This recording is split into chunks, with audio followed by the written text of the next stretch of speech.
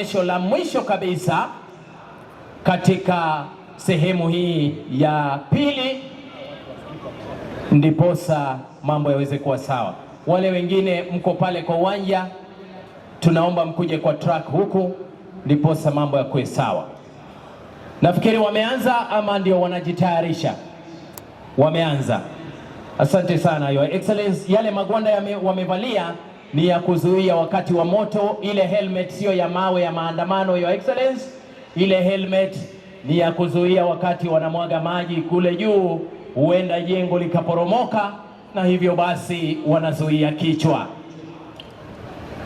Hivyo ndivyo wanatambaa, ikiwa ni gorofa ama ni nyumba ya chini. Kenya Nchigiri, hii ni nyumba ile ya chini ama ni gani? Ama ni hizi za nyasi gavana alikuwa anabomoa?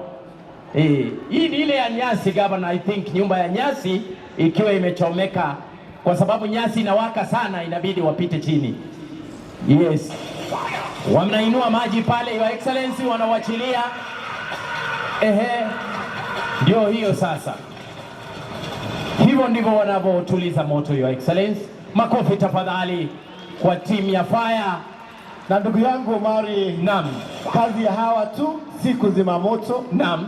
Ikiwa kuna dharura ya mtu ambaye ametumbukia ndani ya choo bila kupenda, kuna shida ya kisima pale, kuna choo ile ya shimo. Ya shimo.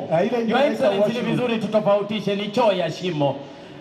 Unajua siku hizi tuko na za kuflash, so ni vizuri utuambie ni gani. Kama kuna maporomoko pale nyumbani, tafadhali unahimizwa kupiga simu hiyo katika lile gari kubwa ili upate usaidizi wa haraka sana. Asante sana. Nafikiri kwa sasa tutaweza kufungia hapo. Makofi tafadhali. Nafikiri mmeweza kuona Your Excellency, wale watu wanasema Kisii County maji sasa yapo kutokana na uongozi wako mzuri katika muda ule mchache, na gari zile zipo na zinafanya kazi.